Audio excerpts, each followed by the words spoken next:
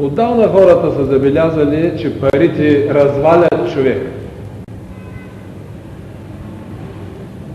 Те пораждат възможност за удовлетворяване на отделни страсти, които се превръщат в пороци и по този начин закрепостяват човек. Многото пари не са за предпочитане.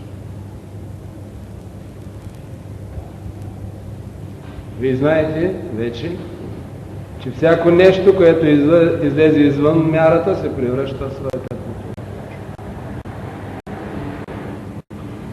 Многото жени също не са за предпочитане. Човек губи вкуса към най-хубавото в живота.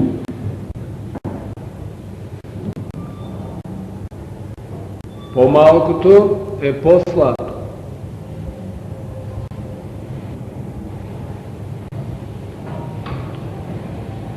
Не си поставяйте задачи, които са извън мярата на вашите възможности.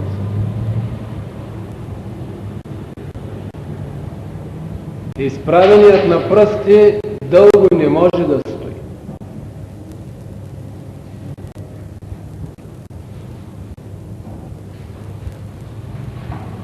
Разбира се, това не означава, че вие не можете да мечтаете и да се стремите към големи цели.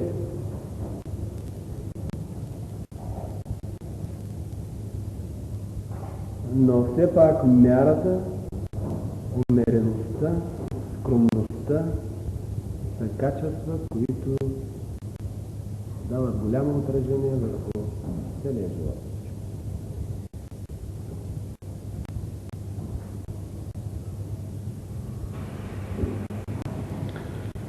И накрая за щастието се иска мир. За съжаление, на тая земя никога не е имало продължителен мир. Мирът, примирието, покоят се отказват относителни, а борбата, противоречието, войните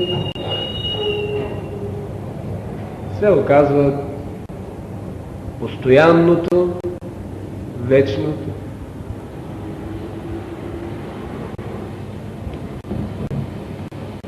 Означава ли това, че никога няма да има мир на земята? Аз не знам. Но на този етап, на който се намираме, има най-сериозни и икономически, и социални, и политически причини за война.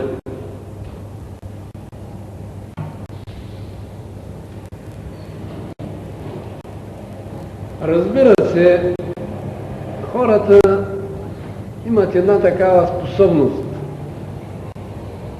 Големите опасности да не ги приемат за реално.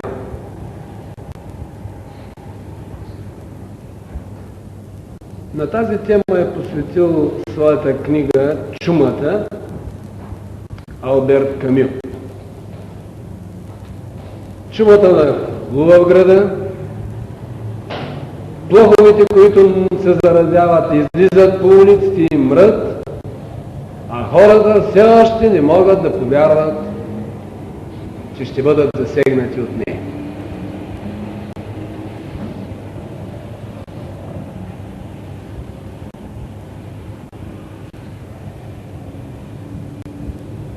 Струва ми се, че 1983 и 1984 ще бъдат възлови за по-нататъчното развитие на света.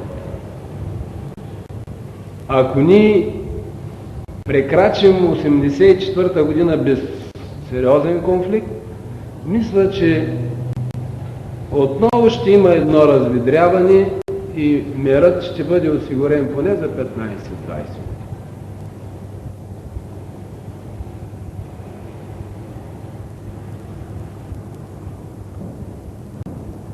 И накрая Искам да ви обърна внимание върху един особен момент,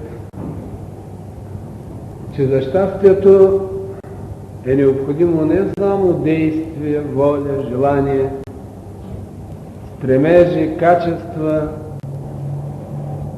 способности и така нататък, но и малко шанс.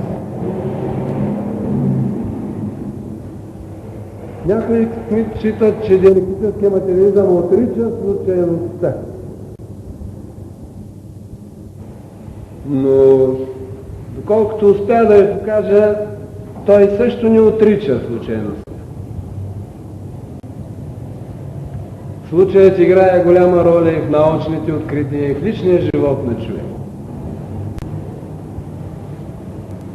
Въпросът е дали ще може да го използва човек. Ще използва добрия случай, дали ще може да преодолее лошия случай. Но в крайна сметка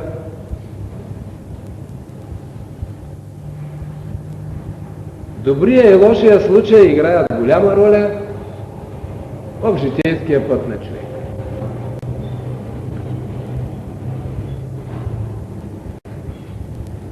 Затова накрая аз искам да ви пожелая